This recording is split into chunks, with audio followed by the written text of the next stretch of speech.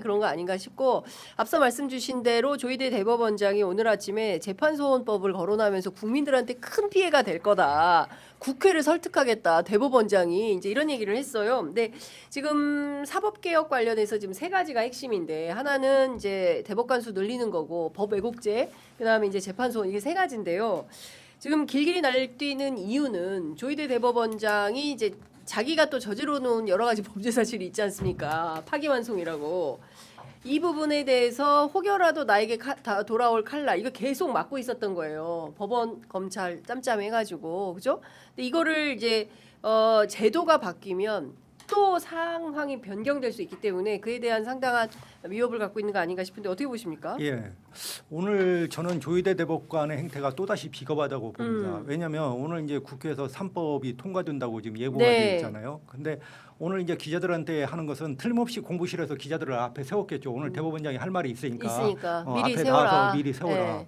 정말 이건 비겁한 짓이라고 봅니다. 근데 늘 이런 식이에요. 예. 늘 이렇게 그 기자들을 방패로 세워. 예, 예. 그러다가 평소에는 질문해도 그냥 들어가니까 가버리고. 이제 예. 기자들이 안 서 있거든요. 예. 그러면 왜 하필 오는 입니까? 어제도 아니고 그럼 열흘 전에 네. 경고를 주려면 계속해서 하든지 그렇게 해야지.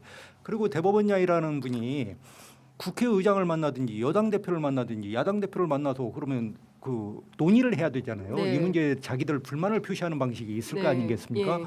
그런 일들을 안 하고 그게 하는 자체가 뭐 사법부 독립이기 때문에 난 못한다 이런 거 아닙니까? 그러니까 독립은 뭐든지 자기들은 그냥 멋대로 하는 게 독립이 멋대로 하는 게 아니잖아요. 독립이잖아요. 지금. 아니 무슨 예. 저기 그 누굽니까 저 자유당 시절이 아니잖아요. 멋대로 그냥 고무신 멋대로 나가지고 그러니까 지금 이럴 때가 있어요. 조희대 대법원장은 지금 한판 뜨자는 겁니다. 계속해서 조희대는 한판 뜨자. 예, 저번에 이제 박영재 씨를 법원 행정처장으로 이렇게 예, 뒀잖아요. 그렇습니다. 그 이재명 그 이제 재판의 주심 파기환송 재판, 주심 재판인데 판사죠. 예. 이건 한판 뜨자는 얘기예요, 사실은. 예, 지금 계속해서 도발을 하고 있는 것이고. 네. 저는 그 일설에 하면 이제 법조계에서 지금 돌고 있는 얘기가 뭐냐면 대법관을 지원하더라도 대법관 26명을 지원하는 건 아무 문제가 없어요. 아무 하자가 없어요. 그냥 하면 돼요. 법을 네. 바꾸면 되는 문제고 뭐 12명이 지상 낙원에 무슨 신이 설계해 준 제도가 아니기 때문에 14명. 예, 14명이 그 문제는 하면 되는데 이 문제에 대해서 그 반발하기 위해서 조희대 이제 대법원장이 이제 이런 식으로 하고 있는 건데 저는 이 조희대 대법원장이 대법관 지원을 하면 내년 7월이 임기잖아요. 네. 근데 7월 달까지 그 임명 추천을 해야 되잖아요. 그 대법원장이 어쨌든 간에 안 할 가능성도 있다는 거예요. 에? 그렇게 지원을 법을 만들어 주셔서 좋습니다. 그렇게 임명동의를 안 해버린다고요? 네, 안 할 수도 있다는 거예요. 그러니까 이게 그런 그러니까 조희대가 임명동의를 안 해버린다. 대법원장 후보가 와도 예, 이제 그 청와대 대통령한테 이제 네. 해야 돼 청와대는 12명에 대해서. 임명 제청을 해야 되잖아요. 예. 근데 안 할 수도 있다는 얘기가 나와요 법원에서. 아, 그럼 저는 그게 이제 그럴 수 사보타지네 그러면. 그렇게 할지 안 할지는 몰라도 그건 어차피 시간과의 싸움이에요. 내년 7월이면 해소되는 문제입니다. 그 문제는 뭐 조희대 대법원장이 그 하든 안 하든 네. 그건 뭐 상관이 없어요. 네. 그걸 하든 안 하든 예. 그런 정도로 지금 그 조희대 대법원은 한판 하자. 지금 그런 자세로 임하고 있기 국민하고 때문에 지금 한판 뜨자는 거죠. 예. 그런 지금 예. 자세라고 생각을 합니다. 근데 이제 재판 소원제도 관해서 저는 좀 개인적으로 솔직히 그 작용도 있고 이제 부작용도 있지 않습니까? 이 문제가. 네. 재판 소원이라고 하는 문제가 사실은 우리가 이제 그 5공화국 출범할 때 헌법에 이제 헌법재판소가 우리가 들어가면서 이제 이 문제가 거론이 되기 시작했어요. 그래서 헌법재판소가 어떤 행정기관의 처분이라든지 결정에 대해서 그것이 국민의 기본권을 침해했을 때는 그 헌법 소원을 제기할 수 있는 우리한테 권한을 줬단 말이에요. 국민의 네. 기본권이라는 권한. 예. 그렇게 해서 시작이 된 거고 당시에 그 5공화국 헌법을 설계할 때 논란이 많았어요. 그러면 법원의 판결에 대해서는 어떻게 할 거냐 이 부분에 대해서 논란이 많았었습니다. 네. 근데 아무래도 이제 법을 만드는 사람들이 법조인이다 보니까 예. 그 당시에 이제 두 가지 논리인데 이렇게 이제 하나 그 법원 판결에 대해서 피해자 구제를 한다고 보면은 피해자 구제가 자꾸 늦어질 수 있다. 그 지연될 수 있죠. 네, 그건 뭐 그렇죠. 사실이죠. 네. 그다음에 하나는 법적 안정성이 이제 떨어진다 해가지고 그 논리로 해서 결국 우리가 단서 조항을 넣게 됩니다. 네. 헌법재판소법의 68조 1항에 예. 법원의 판결에 대해서는 그 예의적으로 원칙적으로 헌법 소원 대상이 아니다. 이 조항을 걷어내면 되는 거예요. 네. 그래서 이런 역사가 있는데 문제는 이제 그 국민의 그 기본권을 법원이 실상 침해를 하잖아요. 네. 왜냐하면 우리가 그 이재명 그 후보에 대한 그 공직선거법 재판 때 그것을 명확하게 봤단 말입니다. 네, 그렇죠. 왜냐하면 절차를 무시하고 네, 그냥 해버렸잖아요. 해버렸잖아요. 확인성을. 왜냐하면은 그러면은 그것은 국민의 기본권을 침해한 거예요. 왜냐하면은 국민의 선택권을 갖다가 대법원이 말살을 한 겁니다. 그렇죠. 사실은 왜냐하면은 예, 대통령 후보로 이미 지명이 됐거든요. 그렇습니다. 대통령 후보의 출마를 야당의 후보로 네. 지명이 됐는데 네. 그것을 대법원이 나서서 네. 후보로 지명된 거 다 필요 없고 그렇죠. 내 말대로 무조건 안 돼. 이게 선거권 해버린 거죠. 선거권을 뺏어야 돼. 이 뺏어야 사람은 돼. 절대 예. 뺏어야 돼. 예. 라고 해서 이제 30일 만에 그냥 그렇죠. 입사천리로 예. 자기들 마음대로 한 거잖아요. 그것은 이재명 대통령에 대한 피선거권을 침해했을 뿐만 아니라 국민의 선택권을 침해를 했단 말이에요. 기본권을 침해한 거죠. 네네네. 당연히 헌법소원 대상이 될 수 있죠. 그런데 아까 말한 이제 헌법소원을 했을 때 뭐 사심제로 네. 가면 정치인이나 돈 있는 사람이 재판에서 유리할 수 있다라는 것도 부작용은 맞아요. 그 네네. 말도 틀림없이 그렇죠. 맞는 말인데 음. 과연 그 논리로 그러면 이것을 다 방어를 할 수 있는 거냐? 음. 그러면 도대체 너네가 네. 스스로 국민의 기본권을 침해했을 때 법원 너네가 음. 자정작용이 있느냐? 국민들이 이걸 묻는 거예요 지금요. 네. 이 부분에 대해서는 지금 이제 한마디 답을 대답이 못 없잖아요. 하잖아요. 예. 네. 그러면서 토론만 하자 네. 이렇게 얘기하죠. 그러니까 오히려 자기네들의 권리 침해가 있는 꼴을 못 보겠다 이런 걸로 보여요. 네. 솔직히 국민의 말하면. 기본권을 침해한 사람을 법원 행정처장이라고는 요직에 그러니까 앉혀버리고. 앉혀버리고 예. 또 거기에 사법지원실장 조병구 씨를 갖다가 예. 또 기주실장으로 하고 예. 이 체제는 이게 뭐냐? 난 그래서 검찰도 사실은 아까 그 우리한테 주는 게 뭐냐면 검찰 너네가 스스로 부패했을 때 어떻게 할 거냐 이 대답을 못 한 거니까 오늘날 그렇죠. 이걸 하는 예, 거잖아요. 맞습니다. 계속 우리 두 가지를 다 묻고 있는 겁니다. 사법부하고 검찰한테. 검찰에.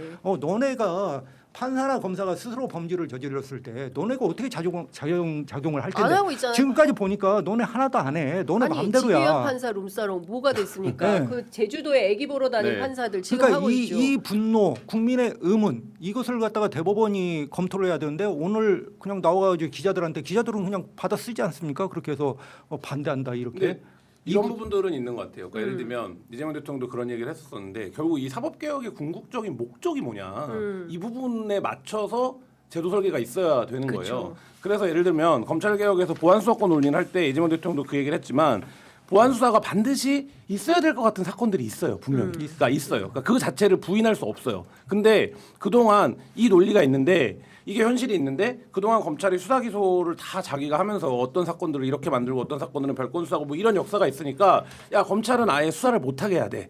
이렇게 이제 가는 그러니까 수사랑 기소를 분리해야 돼. 이렇게 가는 거가 이제 마치 주인 것처럼 지금까지 이제 한국 사회에서 10수년간 얘기가 되어 왔던 거죠. 근데 네. 그거의 폐해를 지적하고 그 제도를 개선해야 되는 것도 맞지만 그 제도를 운영함에 있어서 실제 국민들의 권익이 침해되는 일은 없어야 되기 때문에 네. 이거에 대한 제도 보완 설계가 있어야 되는 것도 맞고 사법개혁에서의 지금까지 논의에서의 제가 이제 알고 있는 범위에서 핵심은 사법부의 개방성을 높여가는 방향이었어요. 그걸 뭐라고 설명을 하던. 그러니까 예를 네. 들면 무슨 얘기냐면 법원 인사도 법원장이 대법원장이 다 하고 법원행정처 그래서 뭐 양승태 코트에서 일어났던 사건들이 1년이 법원이 얼마나 폐쇄적인지를 보여줬던 거 아닙니까? 그러면 얼마나 부패할 수 있는지. 네. 근데 지금 하는 말씀하신 지기현 판사라든지 제주도의 판사라든지 뭐 김인택 판사 문제라든지 이 판사들의 개별에 이런 문제들이 있음에도 불구하고 이거에 대한 판단도 법원이 하고 그럼에도 불구하고 인사도 또 법원이 하고 네. 그러니까 결국 어떤 문제가 벌어지는 겁니까? 아 내가 저기 대법원장 법원행정처장한테만 잘 보이면 별 문제가 없는 거예요. 사회적 지탄을 받더라도 나는 어쨌든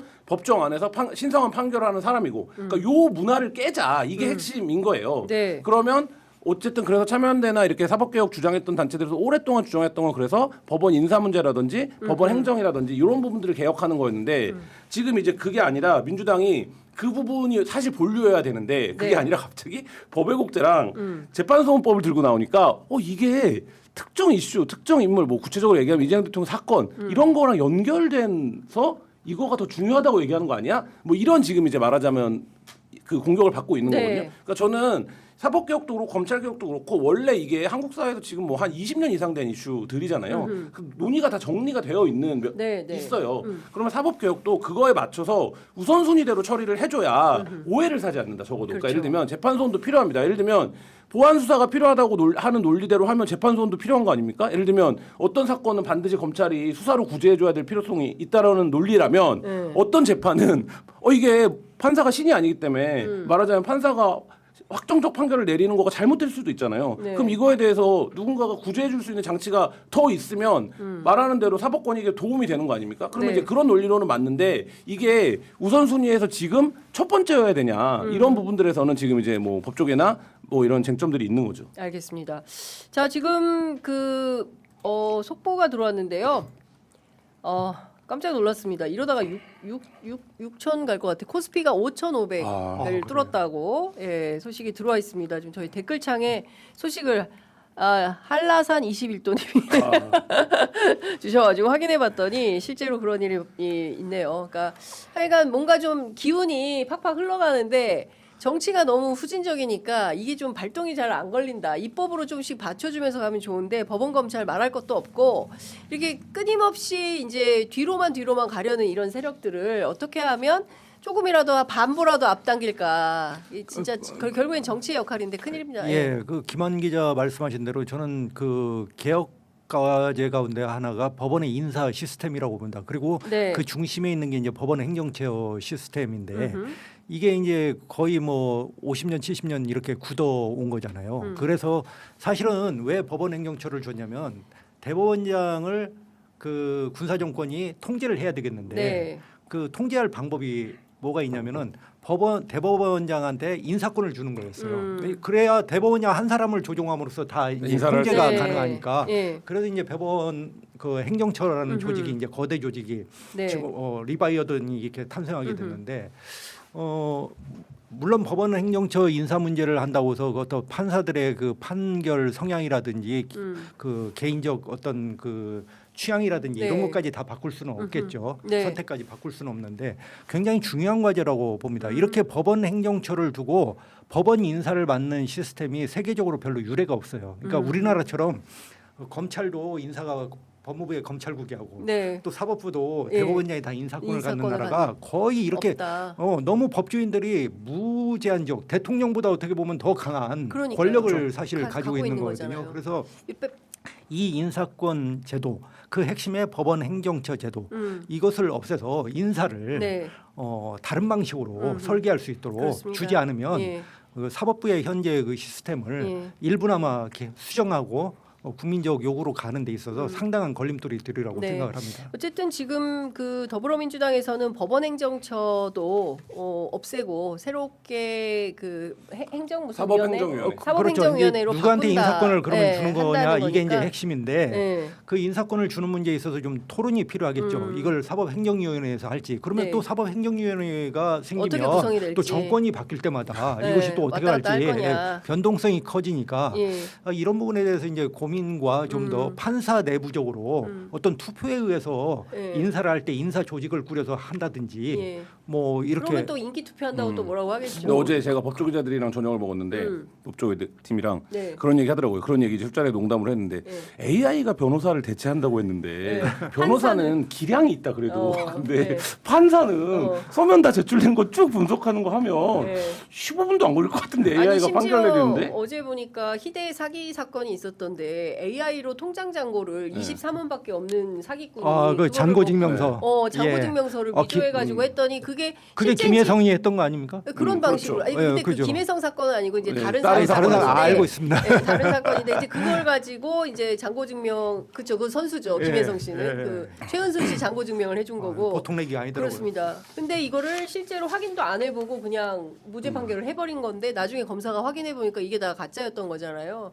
근데 그런 측면에서 보면은 진짜 판사들의 기량이 그쵸. 매우 부족하다. 사실 확인도 제대로 안 하고 그냥 주변 설마 법원에 거짓 자료 내겠어? 설마 판사 앞에서 거짓말하겠어?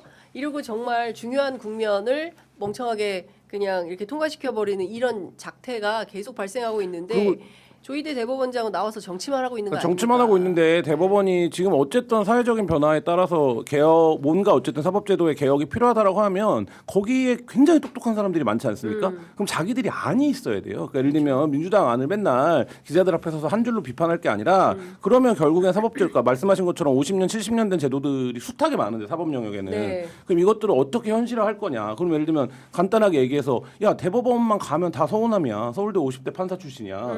이 구조에서 세상을 여전히 바라보고 있는데 그러면 우리가 최소한 이 구조를 어떻게 바꾸겠다. 인적인 예를 들면 뭐 이런 거라도 갖고 와야 네. 그 다음에 얘기를 하는데 늘 하는 얘기가 뭡니까? 사법 개혁을 할 때 그러니까 말하자면 우리를 참여시켜 달라고 하는데 니네가 의견이 있어야 참여를 시키죠. 그러니까요.